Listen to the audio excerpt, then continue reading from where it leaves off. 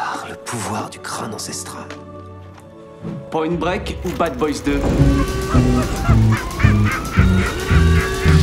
Attrape le chat!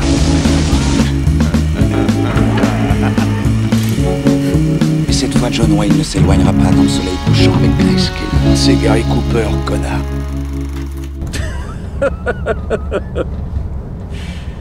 Je déconne.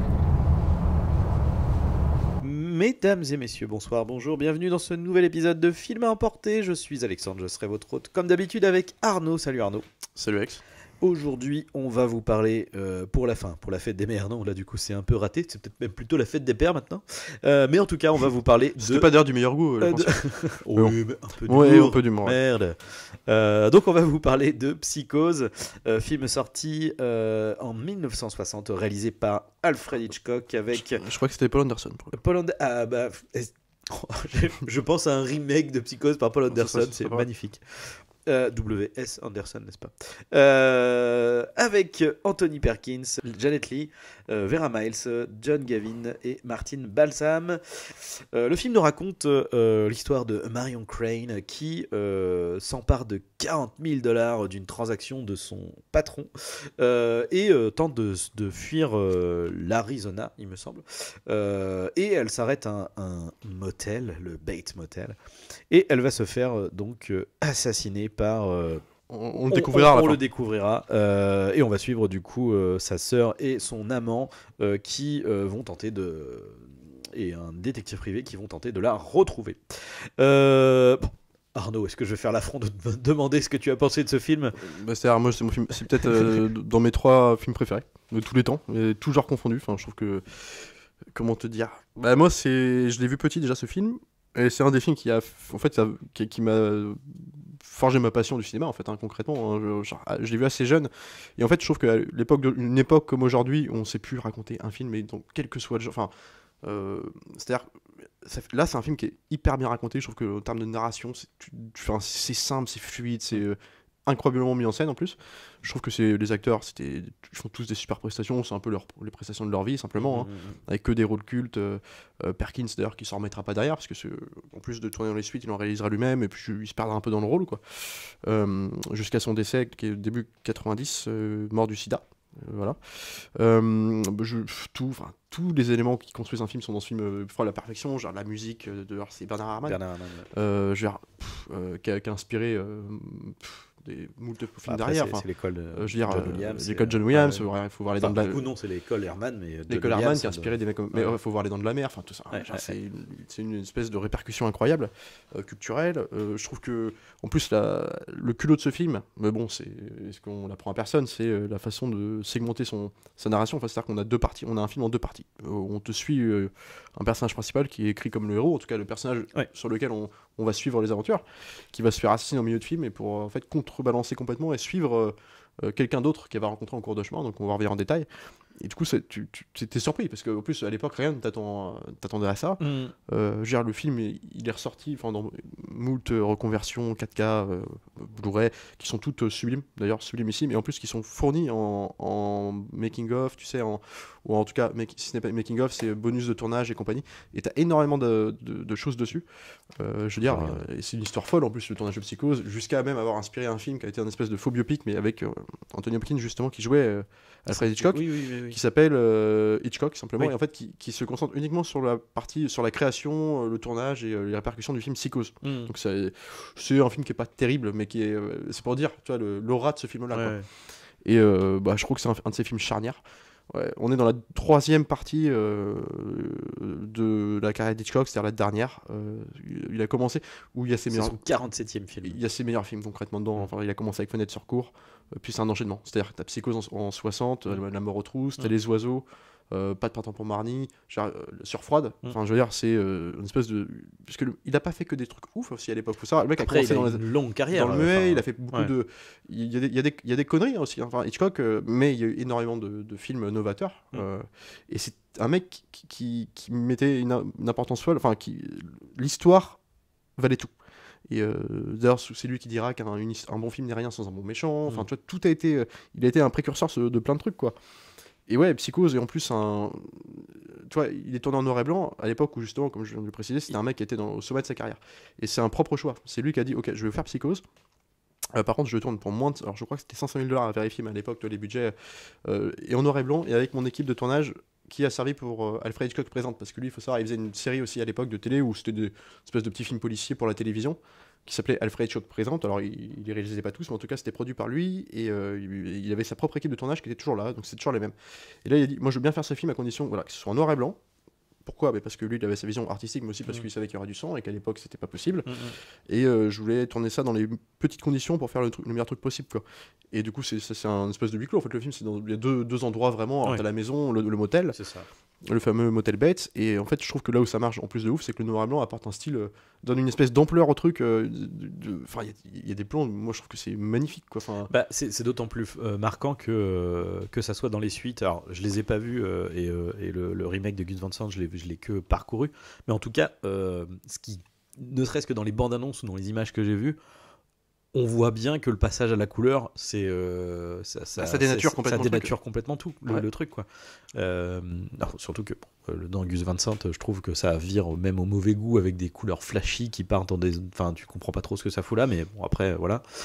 Mais c'est-à-dire que le Gus Van Sant, le projet original, c'était de faire un film, et c'est là où je comprends pas, un film un peu professoral. C'est tellement un classique, enfin, Psychose a été dans l'esprit des gens, c'est un des plus grands films du cinéma, simplement. C'était le réadapter lors d'aujourd'hui, donc là ici en 98, pour le montrer à des élèves. En fait, c'est ça. En fait, c'est un peu un projet de professeur de cinéma, en disant voici comme. Et sauf que comme il ne change rien, ou comme tu dis, ce qui change, pas mauvais goût, ouais. Ça fait un truc bizarre. Et puis c'est pas aussi habité en plus de ça par les acteurs, simplement. Hein. Enfin, c'est pas les meilleurs choix. J'allais dire heureusement qu'il y a Viggo Mortensen qui est pas qui est pas le pire, hein, qui est clairement qui joue l'amant. Hein. Ouais, c'est ça. C'est toujours compliqué de parler de ce genre de film parce que c'est bon, déjà il y a voilà, le rythme est particulier, etc. C'est sûr que pour un public contemporain, ça peut paraître très lent finalement comme film, puis d'autant plus qu'il y a ce chamboulement de en fait on te fait croire qu'on te fait suivre des personnages principaux alors qu'en fait le personnage principal c'est Norman Bates, Norman Bates en fait. Mais en tout cas, ce qui est vraiment excellent en fait, c'est la mise en scène de comment dire, il y a très peu de cuts, il y a très peu de montage dans le film. C'est les enchaînements de plans se font par mouvement de caméra, quoi. C'est-à-dire que tu commences avec un plan, la caméra va bouger et hop, t'as un deuxième plan et tout va se faire de manière, comme tu dis, c'est fluide, quoi. C'est vraiment fluide. Et ça, c'est un truc vraiment, il faut qu'aujourd'hui les réalisateurs je sais pas, faut qu'ils revoient ces films-là pour. Ça sert à rien de faire 15 000 plans en fait. Enfin, c'est l'efficacité réside dans ça, quoi. Et c'est le langage du cinéma en fait, le mouvement de caméra, qui t'amène de tel plan à tel plan. Mais c'est un exemple formel de comment adapter la durée des plans avec l'accord de la musique, avec l'enchaînement des situations. Chaque plan sert à quelque chose dans l'histoire. Il n'y a pas d'esbrouf du tout. Mais c'est une école. Spielberg sait faire ça. C'est exactement. C'est l'école Spielberg. Quand il fait Duel, c'est du Hitchcock. C'est carrément. C'est une maîtrise du suspense c'est juste la narration visuelle, elle est parfaite. Il n'y a pas un bout de gras. Moi, c'est dans le sens où chaque plan dure ce qu'il faut durer. Chaque plan montre ce qu'il doit montrer. Il n'y a pas l'aspect côté. L'aspect côté n'intervient que dans la scène de la douche. Alors de temps en temps. Et dans la scène de la douche, c'est de l'impact, révolutionnaire à l'époque. T'as jamais eu une scène comme ça. Où en fait, une scène qui est en 20 secondes, c'est connu aujourd'hui. Il y a je sais plus combien de plans, je saurais plus te les dire, mais t'en as des. Enfin, je veux dire, c'est une scène qui a été montrée dans toutes les. Enfin, je veux dire, t'as un plan par chaque action. T'as un plan par action, un plan par action, un plan par action. Et ça crée d'autant plus la surprise que la mise en scène jusqu'ici était complètement. Tu vois. Très calme, très posée. Ouais, très posée, ouais. Et puis justement, moi cette scène-là, parce que tout le monde parle de la scène de douche qui est culte, voilà, en plus la lumière sur le visage pour cacher, on se doute qu'il y a un problème, mais on sait pas trop, c'est bizarre. Et même l'idée de la silhouette qui apparaît derrière le rideau, genre, on l'a revu dans beaucoup de choses. Halloween n'existerait pas s'il n'y aurait pas eu Psychose. Bien sûr. Et par contre, c'est le père de tous les slashers un peu. Le plan qui suit, généralement le plan que je trouve à l'époque, avec les moyens qu'il avait, c'est-à-dire que t'as carrément la caméra s'arrête sur l'œil mort de Janet Leigh qui est par terre. Alors faut savoir que c'est pas un plan fixé, c'était son vrai œil, il fallait pas cliquer des yeux, donc il en fait 40 fois. Donc t'as un espèce de zoom arrière, enfin une espèce de travelling arrière plutôt, qui continue sur le côté, et en fait en un plan, alors il te montre la mort, on bascule, donc on te montre on revient dans la chambre, donc toujours dans le même travelling, on Ouais. voit là où il a caché l'argent, c'est dans le journal, Ouais. donc on comprend l'enjeu. Après, on voit la valise, Ouais. donc on sait qu'elle va devoir être cachée du coup. Puis on entend des hurlements dehors, la caméra va dehors, puis on voit juste la maison, on entend un dialogue entre Norman Bates et sa mère. Qui gueule et on comprend que potentiellement que sa mère a tué parce que lui dit oh t'as du sang sur toi. Puis après tu le vois dans le même plan descendre, en plus dans un blanc magnifique noir et blanc, revenir enfin genre voilà. Mais non mais toi Spielberg il te le fait ça. Ouais, Et puis avec les moyens de l'époque, Ouais. c'est pas possible. Bah, c'est de la chorégraphie, quoi. C'est Bah ouais, purement ouais. de la chorégraphie. C'est pour ça que j'aime beaucoup aussi des mecs comme Edgar Wright qui ont aussi alors dans un ton beaucoup plus dynamique, clairement, mais ils ont aussi ce sens de la chorégraphie de l'image, de la figuration, de la caméra, des acteurs, enfin tout. Et de la spatialisation. Parce Et que c'est ça. dans ce plan-là, C'est de la pure scénographie à ce moment-là. On arrive à situer exactement où est l'hôtel par rapport à la chambre qui est là, par rapport à la salle de bain. Enfin, genre, voilà. Il faut savoir que ce film s'est inspiré. Alors, Psychose n'existerait pas sans le bouquin. Psychose de Robert Bloch, c'est un truc qui est sorti dans quelques années plutôt pas longtemps avant, et, qui était potentiellement la même histoire. Simplement, le tueur, qui s'avéra être Norman Bates, c'est plus une surprise pour personne aujourd'hui, mais c'était Norman Bates dans le bouquin. Mais c'était un gros monsieur, un petit gros chauve, tout de suite un peu de personne qui n'était pas attachant. Ouais. Et la bonne idée, alors ça c'est Joseph Stefano qui a fait le scénario de ce film, avec l'apport aussi au conseil de Hitchcock, c'était de se dire que ce mec-là, pour le rendre attachant, parce que l'idée était de surprendre le public, c'était de faire un mec un peu gringalet, mais presque maladroit, timide, très timide, et mignon en plus. Mais il fait sympathique en fait. Et c'est ce qui transmet à l'écran en fait, tout de suite on envie de le protéger. Là, tu te dis, ce mec-là, il est martyrisé par sa mère, on l'entend, tu sens que le mec est complètement déphasé, déstructuré, mais qu'il veut juste s'en échapper et vivre une vie normale. Et du coup, tu es tout de suite en affect pour lui.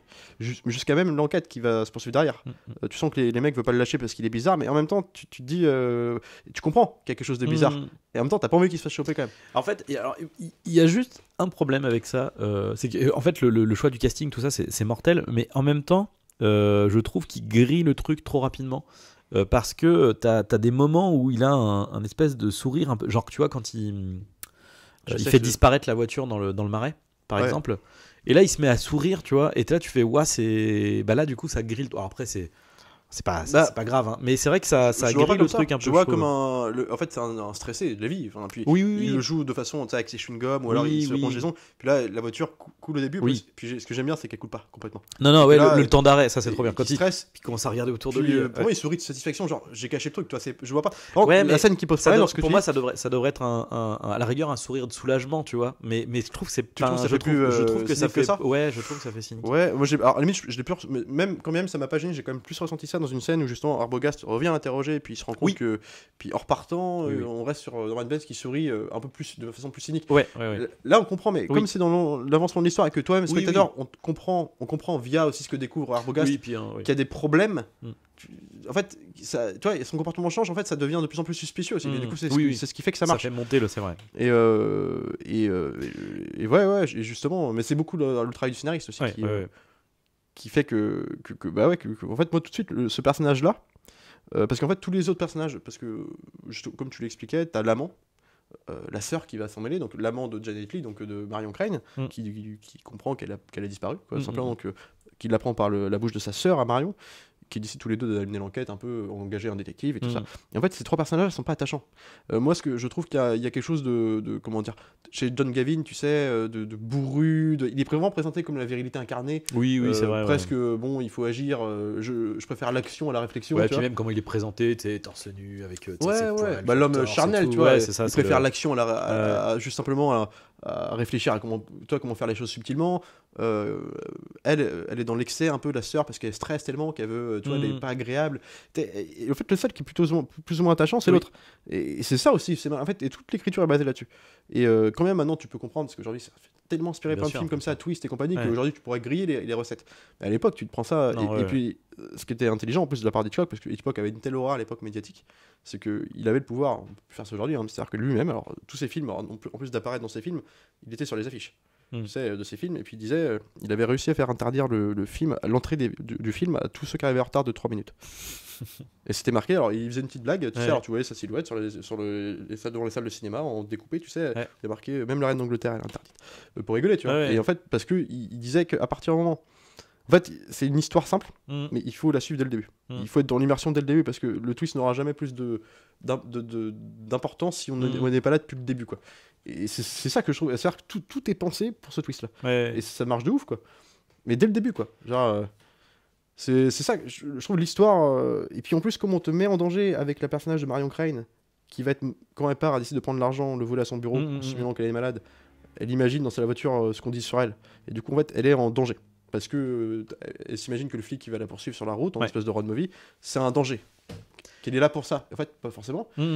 Elle est en danger. Et du coup, jusqu'à sa mort, putain merde, du coup, elle est morte, mais t'étais en danger avec elle, et après t'es en danger avec Bates. Et voilà, oui. En fait, c'est ça qui est assez ouf, c'est que alors effectivement, ce que dit, je sais plus comment, quelle est la citation exacte, mais Hitchcock disait en fait, en gros, le cinéma c'est un peu comme la pêche, quoi. Le spectateur, il faut le ferrer.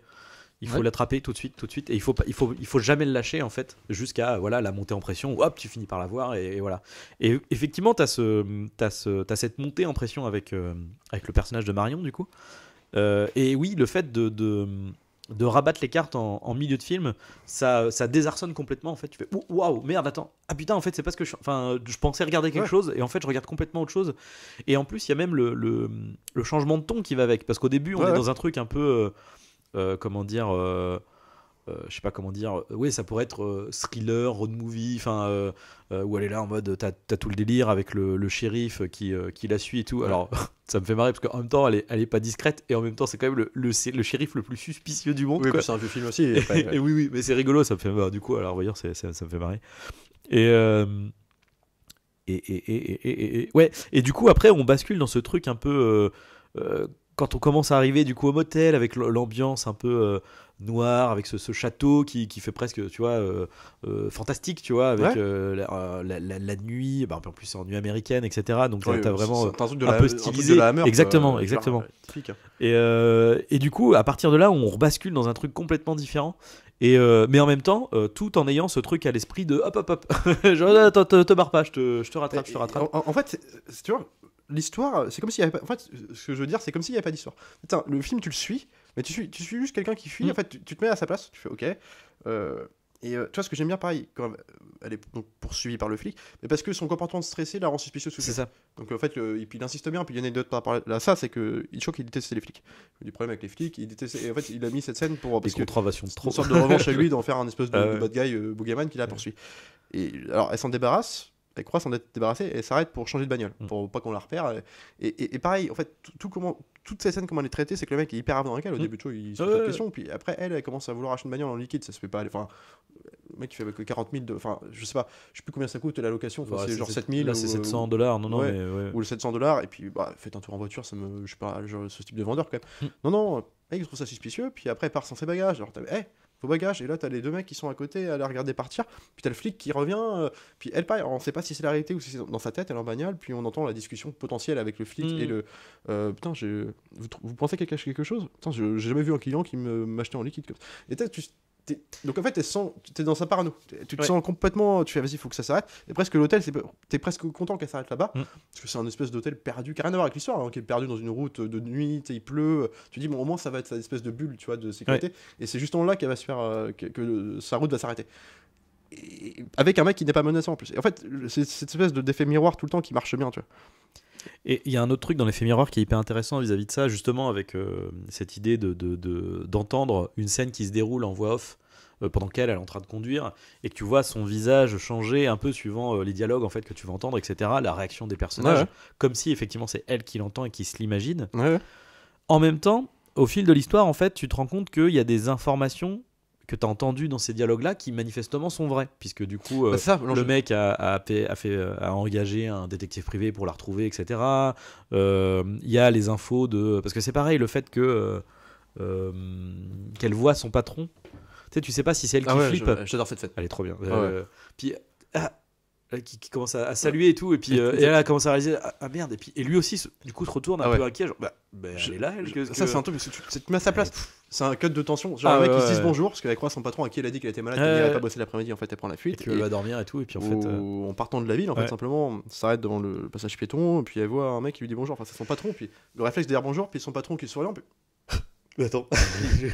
Ok, puis il part. Et tu sais, et d'ailleurs, je pense à ça, tant qu'on parle du bureau, le patron, tout ça, est-ce que tu as repéré l'apparition d'Hitchcock? Oui, bien sûr, juste avant qu'elle rentre au bureau. Derrière la vitrine de dos, la vitre. Ouais, alors elle est discrète celui-ci, parce qu'il faut voir que c'est lui. Hein, mais du coup, il y a et voilà. Et pour finir avec ce parallèle-là, ce qui est intéressant, c'est que il y a un autre personnage où il fait ce truc d'entendre une voix off sur lui.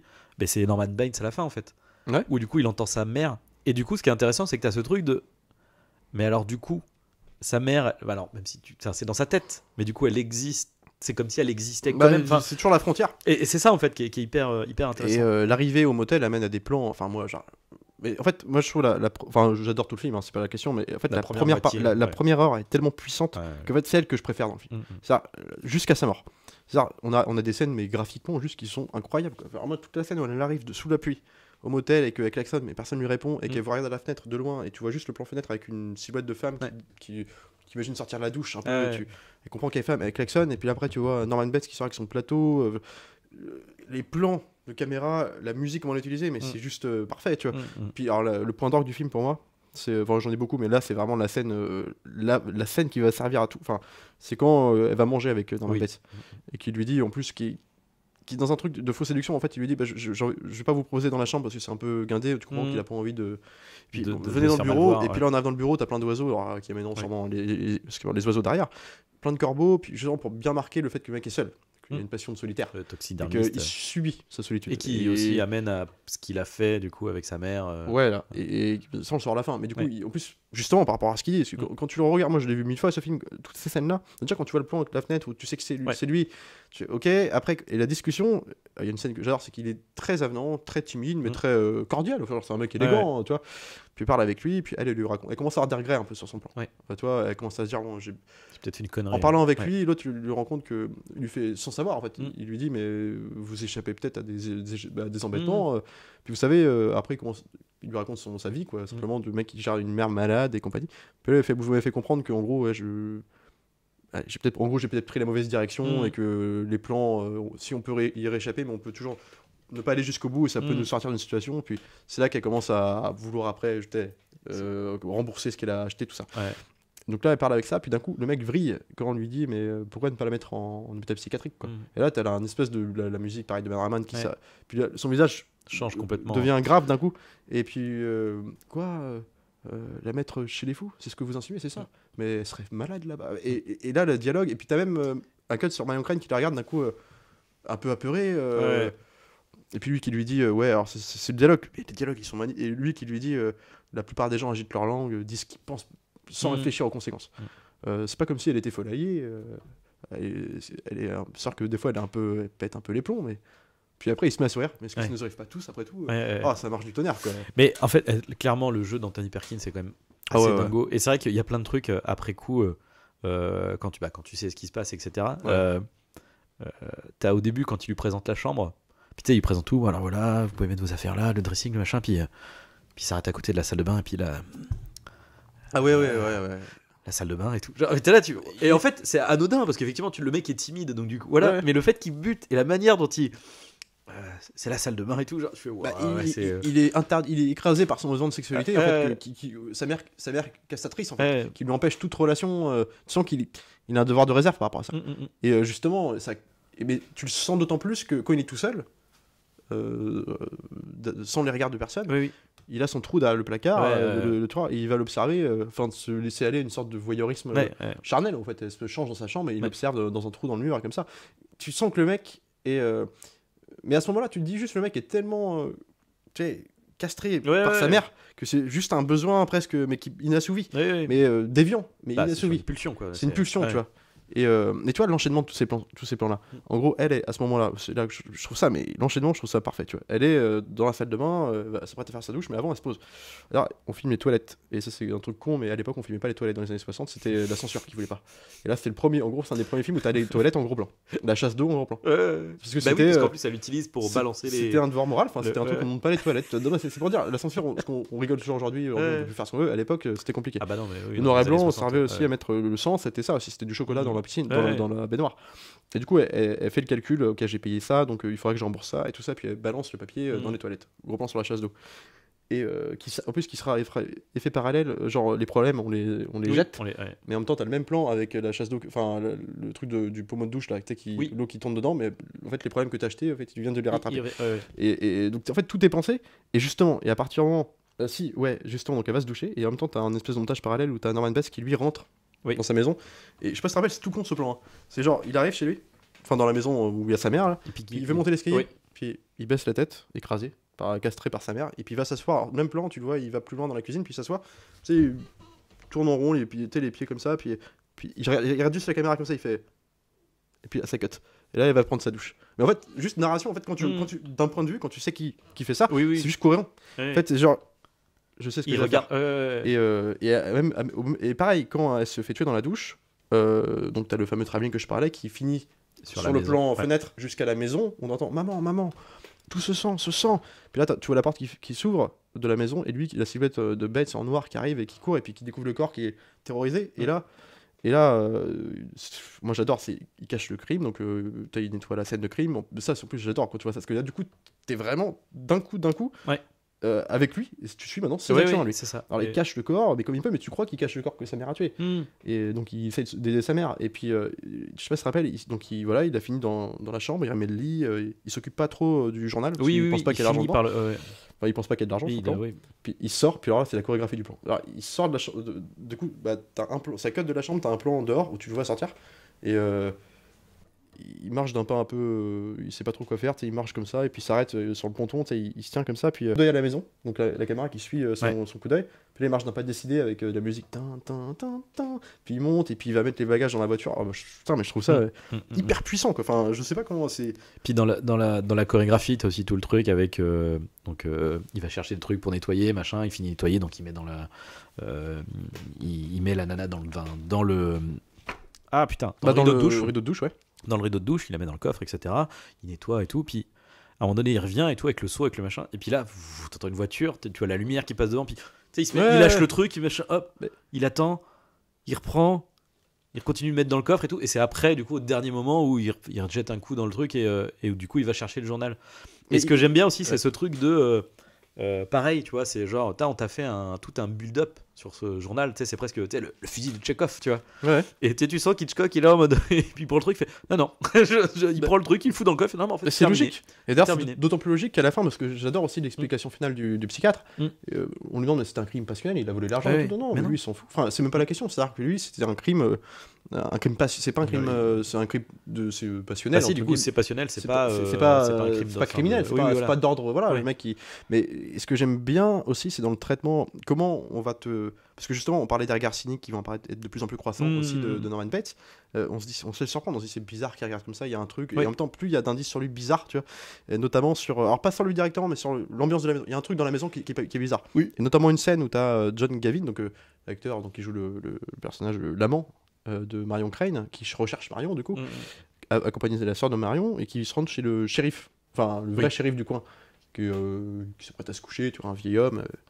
Puis ils font, mais on connaît bien, parce qu'ils viennent d'engager le détective privé qui a déjà fait une première fouille entre guillemets chez Norman Bates, et qui a dit au téléphone qu'il y avait des trucs bizarres, qui comptait y retourner, puis qu'il les rappellerait derrière pour leur tenir au courant. Il dit je vais aller interroger sa mère. Voilà, c'est tout ce qu'on sait. Puis il revient pas, on sait, parce qu'il se fait tuer sur place par la mère.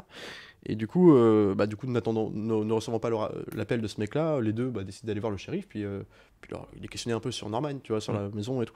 Puis on le connaît bien. Puis en plus, il met du temps avant de dire ce qu'il veut dire dans la scène. On le connaît bien. Puis la bonne femme du shérif qui lui dit moi, c'est moi qui ai aidé à enterrer sa mère avec sa robe bleue et tout. C'est un mec mignon comme tout. Le problème, il marche plus du tout depuis des lustres. Enfin, plus personne passe par sa route et tout. Et puis là, t'as justement, et c'est comment c'est amené, tu vois. C'est à la fin sur le. Ah non, mais sa mère, elle est morte en fait. Et parce que l'amant lui dit moi, je suis passé voir aussi moi-même, j'ai vu, il y a personne à part une vieille dame à la fenêtre qui a pas daigné à répondre. Et puis le mec réagit pas à ce moment-là. Il fait puis il continue, il fait mais je veux dire, s'il y a qu'une vieille dame, on doit pouvoir rentrer, je sais pas quoi. Le mec il fait mais écoutez, vous êtes sûr que Norman Bates vous a dit que c'était sa mère qui était à la fenêtre? Sa mère est morte il y a 10 ans. Alors, et après il termine, il fait j'adore ça, c'est l'enchaînement de plans, il fait alors un truc qu'il faudrait qu'on m'explique, c'est que si si c'est sa mère qu'on a enterrée, je sais plus ce qu'il dit. Si c'est sa mère qui est dans. Non, si c'est sa mère qui était à la fenêtre. C'était bien sa mère qui était à la fenêtre. Quel corps on a enterré? Quel corps on a enterré dans le truc. Et toi, tu peux pas savoir ce qui va se passer. Donc là, tu fais, tu commences à être pris dans le truc. Puis en plus, comme t'es attaché, parce que Norman Bates cache ses trucs et c'est pas cramé, tu sais pas sur quel pied danser, quoi. Et puis c'est là en termes de rythme, ce qui est hyper bien avec Hitchcock, c'est ces petits travelling avant, tu sais, sur les gens au moment où les informations les plus dramatiques ou les plus tu vois, les mortes et tout, puis là, qui sont complètement effarés en mode genre mais du coup je comprends pas. Mais l'autre qui se remet en question en mode genre mais j'ai halluciné quoi. Puis là tu fais un petit fondu au noir juste après ça, ça marche du tonnerre. Et il y a un plan culte aussi, c'est le plan où justement il se fait cuisiner Norman Bates justement avant l'assassinat du détective privé. Il vient une première fois l'interroger, pas forcément le suspectant au début, il interroge tous les hôtels du coin et puis il parle avec lui, il pose des questions, il montre des photos, puis le mec est plutôt convaincant au début, tu vois, il dit non, je connais pas, mais assez convaincant d'ailleurs, il dit bah de toute façon, vous savez, l'autre il demande elle serait revenue peut-être pour. C'est qu'au fur et à mesure il commence à dire de la merde après, genre parce qu'il y avait 2 personnes qui étaient finalement il y a 2 personnes qui sont venues. Il commence à le cuisiner, puis l'autre il commence à se perdre, et puis si, je m'en rappelle maintenant, c'est fou comme la mémoire peut jouer des tours. Puis le mec qui rigole en regardant, genre oui c'est vrai, vous avez raison, mais expliquez-moi, il y a pas de souci. Il commence déjà à trouver un truc bizarre, tu vois, et là le fameux plan où tu remontes la photo, puis t'as juste un espèce de plan, de contre-plongée où tu vois presque juste le menton de Perkins qui est là avec son chewing-gum, et juste il le mâche tout le temps en fait pour comprendre que ça va pas, tu vois. Et c'est juste pareil, en un plan, tu vois, mais j'adore ça, putain.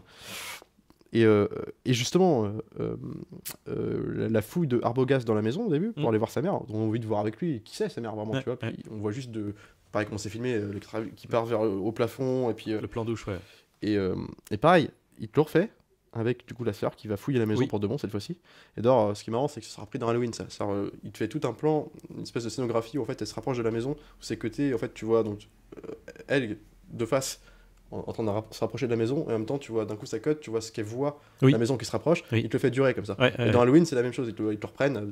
Il y a une référence entre Loomis dans Halloween qui joue le médecin joué par Donald Pleasance, mais en plus t'as Jimmy Curtis à la fin quand elle va se confronter. Tout l'objet d'Halloween, c'est que le mal se rapproche d'elle au fur et à mesure. Au début, on commence par des grands décors très larges. À chaque fois, le décor se resserre.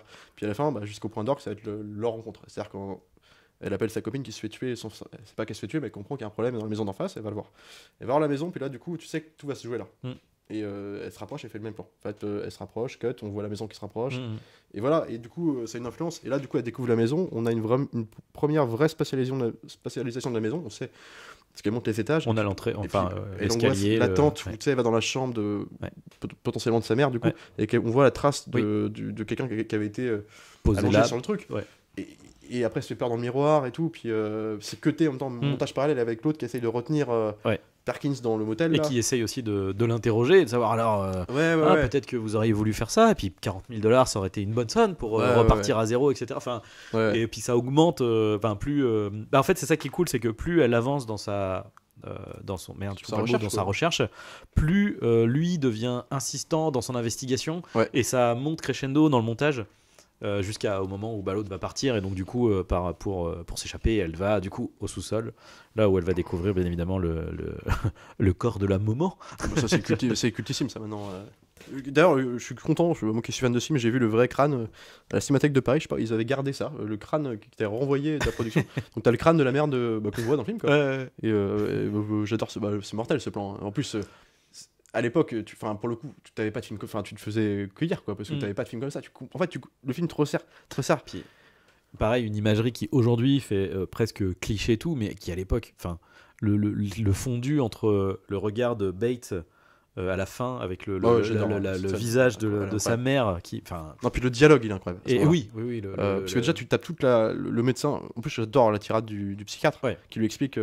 Vous savez, en gros, ça c'est pareil par rapport à Loomis dans Halloween, il y a un peu ce truc-là de lui qui raconte le background. Halloween, quand tu remates juste après Psychose, mais Carpenter le dit lui-même, il dit Hitchcock, c'est. Puis il avait fait, en plus, le Carpenter avait fait juste avant Halloween, ou juste après plutôt d'ailleurs, un téléfilm qui s'appelait Meurtre au 43e étage, qui est du Fenêtre sur cour, bis quoi. Enfin, genre, c'est son école. Il y aura pas de Spielberg, tout ce qu'ils ont fait Spielberg, les duels, notamment duels dans de la mer, enfin, genre, Hitchcock au fur et à mesure, à tel point que d'ailleurs, sur le tournage. après la projection de Dents de la Mer, t'as la femme d'Hitchcock, ou du moins la fille, peut-être, je sais plus. Je crois que c'est la fille qui est venue le voir pour lui dire, vous savez, votre scène sur la plage où, je sais pas si tu te rappelles le fameux plan compensé. En fait, il y a les travelling qui se. Enfin, c'est pareil, ça, il me semble que c'est Hitchcock qui avait fait le premier. Enfin, peut-être pas le premier, mais en tout cas qui. C'est pas dans. Vertigo ? C'est dans Sur Froide, ouais. Ouais, c'est ça. C'est donc là, c'est un hommage aussi. Mais je veux dire, il n'y a pas que ça, c'est qu'en fait, tu vois, la scène où, dans Les Dents de la Mer, en fait, t'as Brody qui regarde l'eau parce qu'il sait qu'il y a un requin. Et les gens peuvent encore se baigner à ce moment-là. Les plages sont pas encore fermées. Parce que c'est qu'un doute, tu vois. Il surveille la plage, comme ça, malgré que sa femme lui parle. En fait, il regarde de côté, puis tu vois quelqu'un qui nage. Et puis en fait, à chaque fois, entre le plan où tu vois quelqu'un qui nage, le plan de Brody qui regarde et le plan de quelqu'un qui nage, c'est coupé. En fait, c'est quelqu'un qui traverse l'écran qui fait que ça coupe le plan. Donc c'est super original. Et en fait, toute cette scène-là, jusqu'au plan compensé, genre, c'est la fille qui a dit vous voyez votre film là, Hitchcock l'aurait fait exactement pareil. Et c'est des c'est de l'école Hitchcockienne. Et tout le film et moi, c'est la narration. C'est-à-dire, c'est une histoire simple, puissante, extrêmement puissante, à tel point que tu crois qu'il n'y avait même pas d'histoire en fait. C'est une suite. Et c'est juste que ça te met en enjeu des personnages qui n'ont rien à voir, qui ne devaient jamais se rencontrer, qui vont qui vont tous mal finir quelque part, mais pour des raisons qui n'ont rien à voir avec le point d'origine du film, quoi. C'est-à-dire que en fait, t'as deux films en un. Mais c'est juste que c'est en fait, quand tu vas te faire tuer quelque part, toi, enfin, je sais pas que ça n'arrive jamais, hein, j'espère. Non mais un mec qui va bonne année. Un mec qui va se faire tuer. Il part en route pour faire quelque chose. Il part faire quelque chose. Oui. Il ne s'attend pas à se faire. Mais c'est ça le vrai crime. Et tu vois, et ce que dira Hitchcock d'ailleurs pour vendre le film aussi, parce qu'il y avait une bande-annonce où en fait tu le voyais qui est présente sur les bonus, où tu le vois en fait, c'est la bande-annonce du film, c'est lui. Lui qui parle qui se balade dans la maison. Ici, voilà. Vous voyez, et puis là il arrive dans la douche, il fait ici. Non, c'est pas le moment. Et puis il se balade comme ça avec une petite musique douce, tu vois. Puis je crois qu'elle dure 7 minutes. Les crimes, il n'y a rien de plus réel et en même temps incroyable qu'un crime des plus bizarres. Qui est pas censé arriver, qui est pas censé se passer comme ça, et surtout dès qu'il y a un accident, les gens avaient quelque chose à faire.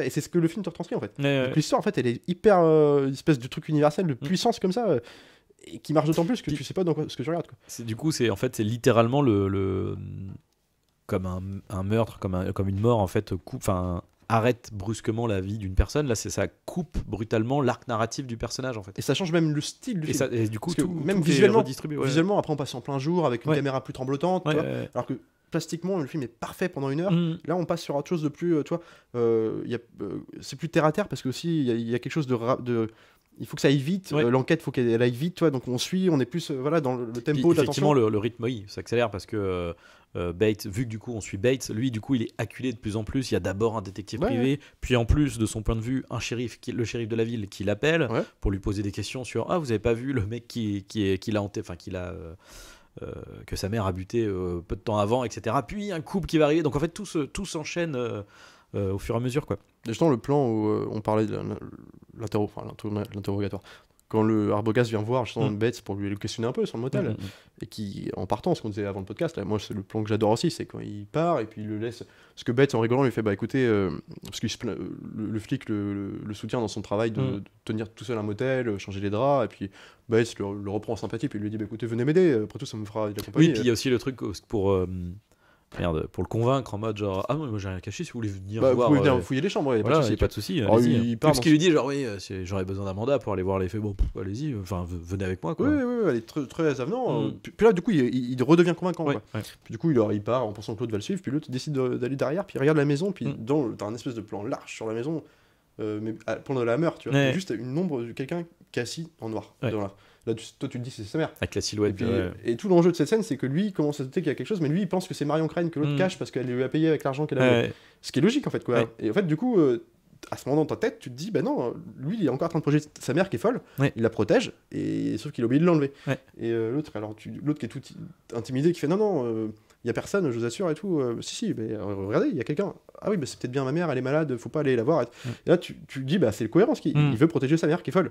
Mais, donc en fait, mais c'est quand tu sais la fin et que tu revois le film, quand tu le revois à ce moment-là, tu vois toute la psychopathie du gars. Et c'est ça que ça fait. Il y a un truc de sentir. Ça fait ça qui fait peur. C'est, toi, le mec, il a que des trucs sympathiques, t'as envie de le protéger. Hein, et c'est ces mecs-là qui sont fous, tu vois. Et c'est ça aussi que j'aime bien dans le film, c'est que tu t'attaches à quelqu'un qui est malade. Ouais, complètement. Et tu vois, le dialogue final où justement lui, du coup, il est fou. Et puis il a basculé pour de bon. Et puis le psychiatre le dit, et maintenant c'est irrécupérable, mais de toute façon, voilà, on comprend. Il était Norman Bates n'existe plus. Sa mère était vraiment sa mère qui est là. Voilà, il l'a pas supporté qu'elle le quitte entre guillemets pour aller être avec son amant, il l'a tué tous les deux, et puis voilà. Et du coup, et j'adore, c'est qu'après t'as un plan couloir dans le commissariat où t'as un des flics qui va voir le psychiatre, il a froid, on peut lui donner une couverture. Ouais. Il lui ramène la couverture, tu vois pas, tu vois juste le couloir, le flic qui ouvre une porte, puis tu entends la voix de sa mère qui dit merci.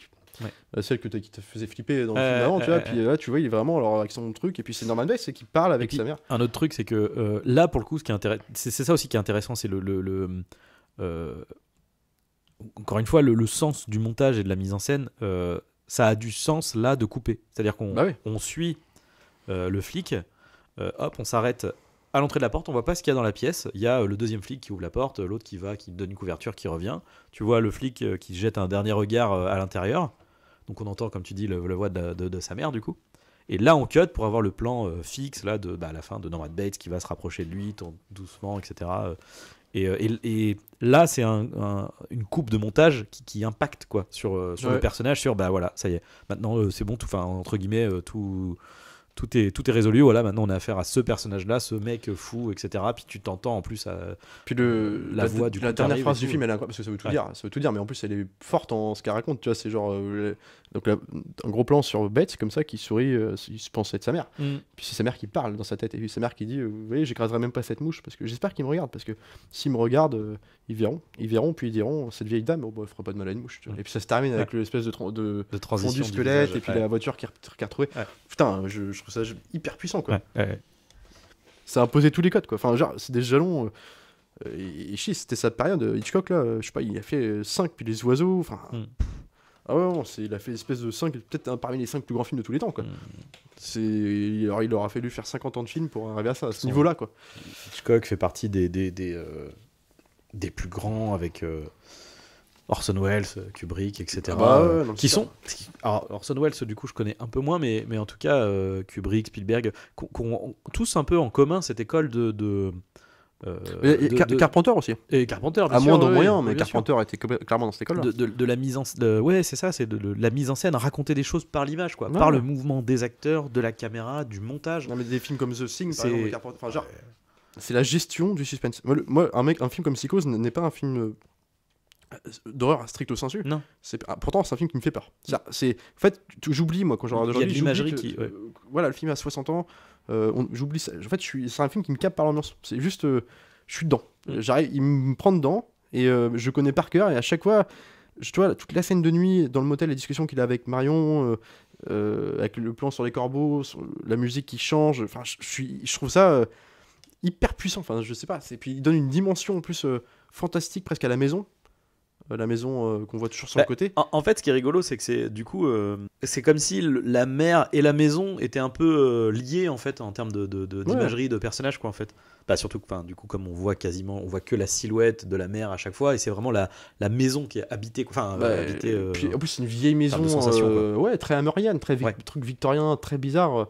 Et aussi, bon, vous parlez du score de Bernard Herrmann, donc là qui était pareil, les coups de violon, ça a été repris. 1000 reprises par la suite au cinéma, mais t'as aussi le générique de Paul Bass, de Saul Bass, pardon, au début du film là, générique comme ça, quadrillé comme ça. C'était la première fois que tu voyais ça. Enfin, genre, tout a été inventé quoi. En plus, avec la musique d'Herrmann à ce moment-là, parce que t'as l'espèce de vrai thème du film en fait. Ah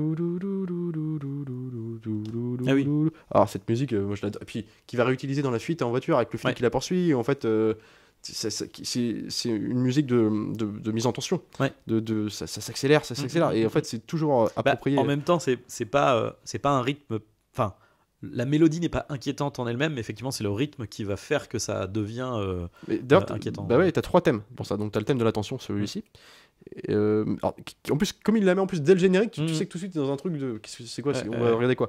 Et t'as donc le coup des violons, et puis t'as alors ça c'est le thème des billets, de l'argent, le thème de son vol. C'est peut-être souvent il va te faire des gros plans quand elle rentre chez elle dans sa chambre, et puis elle hésite encore à prendre l'argent. Alors du coup la caméra fixe l'argent, puis elle qui regarde, et puis finalement elle part avec.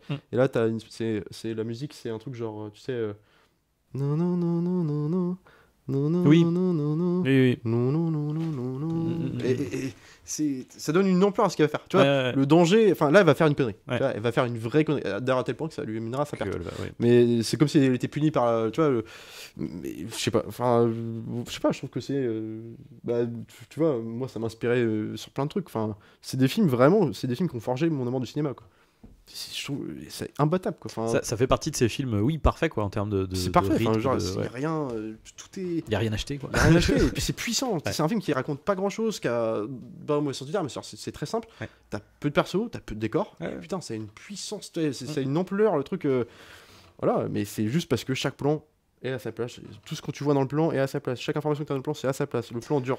Mais après, c'est pas pour rien que, encore une fois, tu vois, un mec comme Hitchcock, c'était des mecs qui étaient aussi extrêmement perfectionnistes, tu vois. Bien sûr. Et ça va avec ça, en fait. C'est que c'est pas c'est des mecs qui, quand ils pensaient la mise en scène, quand ils pensaient comment ils allaient réaliser leur film, il n'y a pas de perte, quoi. Tu t'amuses absolument pas à tourner un truc qui va pas servir, quoi. Absolument pas. Et ça, c'est un truc pour revenir un peu, pour faire un peu le lien aussi avec aujourd'hui, quoi.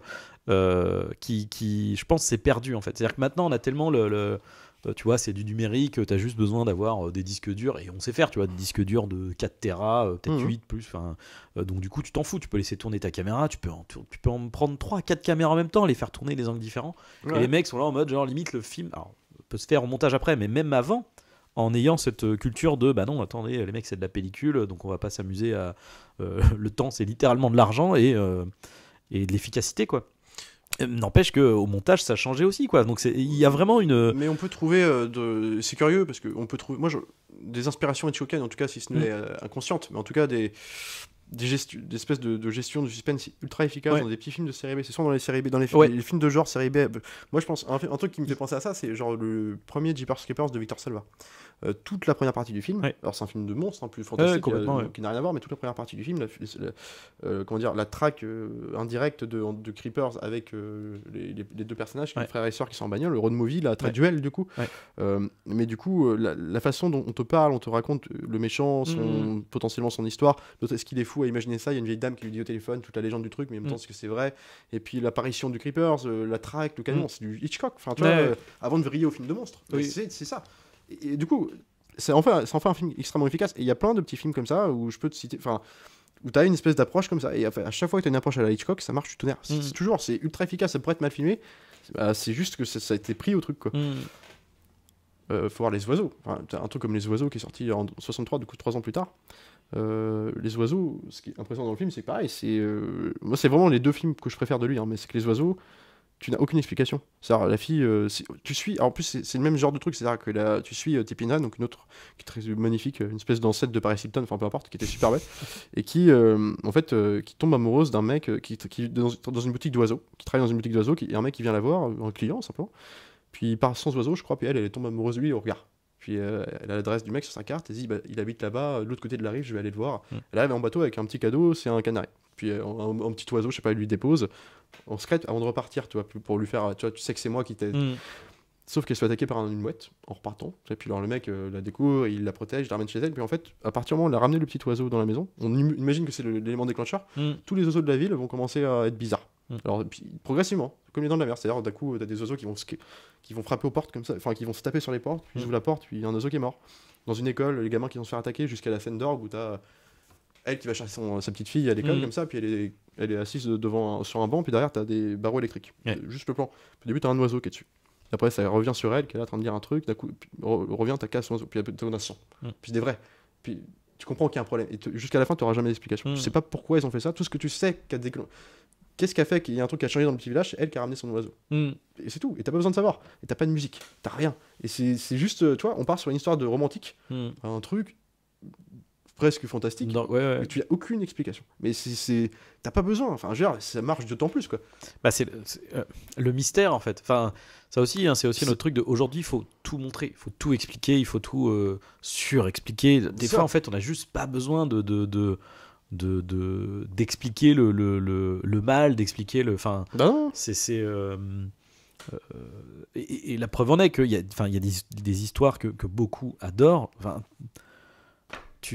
et d'ailleurs, à chaque fois qu'on explique, la plupart du temps, bon, bah ça ça peut être intéressant, mais c'est toujours laborieux, quoi. Toutes toujours- les grandes figures du cinéma, dès qu'on a, et je pense que je suis pas sûr qu'il y ait une figure du cinéma qui ait pas eu son reboot, son préquel, qui t'explique les origines, tu vois. Ouais. Je sais pas pourquoi là je pense à merde, comment il s'appelle, Hannibal Lecter, tu vois, les origines du mal, tu vois, oui, enfin, bah le truc, oui. tu fais, mais comment vous Mais non, c'est démystifier, tu vois, démystifier, quelque chose, enfin, démystifier les mythes. Regarde, Halloween, pourquoi ça me fait, moi, le film, si on oublie l'aspect vieillot du truc, le film il me fait peur. Enfin, l'ambiance du film me fait peur. Il y a un truc qui se dégage. Et pourquoi? Mais c'est simple, il y a pas d'histoire. C'est pareil, c'est un mec qui s'échappe, c'est la mort à Hérenville. Point barre. Comment tu filmes le truc? Ceci dit, Halloween, c'est aussi un bon contre-exemple parce que le Halloween de Rob Zombie, lui, en revanche, fait l'inverse. Enfin, c'est-à-dire que du coup, lui va donner une origin story, etc. Ouais. Mais pour le coup, lui, n'en est pas moins intéressant. Pour le Non, coup. mais parce que c'est une approche plus sociale pour lui. Ouais. Puis lui, ça. il a le bon goût de faire un remake Il y a inassouvi. C'est-à-dire que il y a la un propos première avec, partie, t'as une heure ouais. entière quand même sur la jeunesse d'Halloween. C'est un remake qui ressemble pas du tout à son modèle, en fait. Non, bien sûr, puis c'est pour donner une image plus. Quand dans le premier Halloween, c'est une incarnation de la mort, hein, Ouais, c'est le fantôme qui est là, qui est là partout sans le voir. Dans le Rob Zombie, c'est un monstre issu de. Enfin, il n'est que la régénérescence d'une société de merde, en fait. Il n'est que le produit d'un système. Et ce qui est intéressant, c'est que comme il te fait cette première partie, Rob Zombie, où très frontale, très hard rock, tu vois, un truc comme ça. Il revient à une mise en scène plus carpenterienne dans le 2, avec la figure du Carpenter, et il a une dimension d'autant plus brutale. Il aurait été filmé comme brutal dans Rob Zombie, parce qu'il a subi cette brutalité. En fait, donc il va la retranscrire. Et du coup, il fait 2 mètres, tu vois, c'est une autre approche, quoi. Mais le Carpenter de Halloween, c'est simple, mais c'est Hitchcock. C'est pareil, c'est ce même. On a une histoire simple le mal. qu'on va donner une puissance à la mise en scène telle que ça en prend une proportion autrement plus. Et c'est jamais égalé. Enfin, il peut y avoir même Rob Zombie, j'aime beaucoup Rob Zombie, mais ça n'a pas la puissance d'un. Et Psychose, Psychose, on en parlait, il y a eu 3-4 suites, je crois. Alors il y en a 4, 3 officiels. Ouais. Il y a eu 2 suites pour le cinéma, je crois, même le 3, et le 4e était un téléfilm. D'accord. Ça sent déjà pas bon. Il s'est rendu un peu fou aussi. C'est-à-dire que lui, parce qu'il a tourné dans beaucoup de trucs. Hein. On l'a vu dans le Crime d'Orient Express, notamment, le premier de Cinéma. Ah putain, mais oui, c'est vrai, j'ai oublié. Il faisait le secrétaire, je crois. Ouais, le majordome. Ouais. Majordome. Mais bon, c'est un mec qui était. Puis bon, qui a eu une carrière. Parce qu'en plus, lui, c'était un homosexuel mais à l'époque, c'était pas aussi facile à assumer. Et qui est mort en plus du sida. Mais en début 90, je crois, 90 même. Mais jusqu'à la fin de sa vie, le mec était complètement. Enfin, il s'est rendu fou par le rôle. Il a commencé à réécrire, il a tourné moult suite. Puis c'était jusqu'à réaliser le 3, rôle aussi, qui était un nanar un peu. Le 2 était plutôt sympathique. Si on oublie que c'est Psychose avant, quoi. Mais ce qui est compliqué, c'est le même décor. Mais ça se tenait, si tu veux. Mais c'est juste que, voilà. Mais bon, voilà, c'est le rôle d'une vie. Enfin, je veux dire, à partir de là, c'est un acteur de théâtre, ce mec. Et c'est des trucs qui l'ont révélé. Après, du coup, il y a le remake du coup de Gus Van Sant, du coup, après. Ouais, en fait, c'est plan par plan, donc ça n'a aucun intérêt pour moi. Mais... alors, en fait, c'est assez étrange parce que du coup, il le recontextualise. J'ai regardé vite fait pas mal d'extraits avant de. J'ai pas regardé en entier parce que en même temps c'est chiant. Non, mais c'est le même film. Hein. C'est juste que c'est mais dans les années 80, enfin dans fin 90, quoi. En fait, je comprends pas le projet. Mais c'est-à-dire, il y a des films comme ça, copiés plan par plan, je peux comprendre. Tu vois ce qu'avait fait un mec comme Michel Haneke sur Funny Games, parce que Funny Games, le premier qui avait été fait, avait été fait pour critiquer le cinéma américain et les Américains, sauf que aucun ne l'avait vu. Donc ici, on va le refaire plan par plan avec les acteurs américains connus. Mais la différence, c'est qu'en plus, il y a dans Funny Game, il y a ce qu'il faut de changement pour qu'en plus, ça soit intéressant et pertinent, tu vois. Légère variation. Parce que là, encore une fois, c'est les variations qu'il y a, parce que c'est pas exactement la même chose. Mais c'est Psychose en vulgaire. Après, tu me diras, j'allais dire la direction artistique des années 90 à fin 90, c'est compliqué, quoi. C'est comme je disais, au niveau couleur, choix de vêtements, de machin, c'est même d'acteurs, tu vois. Effectivement, j'aime beaucoup Viggo Mortensen, mais c'est vrai que il dégage pas la même chose que que John Gavin, quoi. C'est sûr. Mais tu vois, pareil, pour revenir sur l'impact que ça a eu, parce que c'est pareil, ce que tu apprends quand le film est sorti, à l'époque, Hitchcock était une star, hein, donc les gens l'attendaient, et puis ça a été vu beaucoup, ça a été mal reçu par la presse, qui voyait un espèce de truc pornographique, espèce de un peu caché, quoi. Son film le plus terrifiant, clairement. Mais justement, ils ont des problèmes de censure, il y a eu des critiques, moult de critiques sur le fait que Janet Leigh soit nue, sauf que le film ne montre pas un plan Pas le seul qu'il y a, elle est floutée et ça dure. Il y a pas un plan ni de sang. Enfin floutée, elle est pas floutée, que c'est qu'elle est dans le, elle est dans le flou de dans le champ. Enfin, parce que le sang n'étant pas mis en couleur, ce n'est plus du sang. Ouais. Il y a pas un bout de sein enfin tout est. Et puis c'est tellement surcoté qu'en fait tu vois rien et c'est lui s'en justifiera comme ça. Puis il dira et c'est aussi pour ça que cette scène est apprise dans. C'est comment cette scène n'est pas seulement bien dans la scène de l'assassinat, dans la façon dont c'est cuté à ce moment-là. Parce qu'à l'époque t'avais pas de cut comme ça où t'as chaque plan. En plus chaque plan sert. Oui, c'est ça. Ouais. Mais c'est surtout que c'est chaque plan. Il y a eu je crois qu'il y a je sais plus combien il y a de plans mais presque une cinquantaine tu vois en une scène. Dans cette séquence, ouais, c'est possible. C'est en gros comment à chaque plan on combat la censure. Alors, comment trouver l'angle. Le truc qui fait qu'on peut pas s'y reprocher. En fait, on peut pas me dire quelque chose.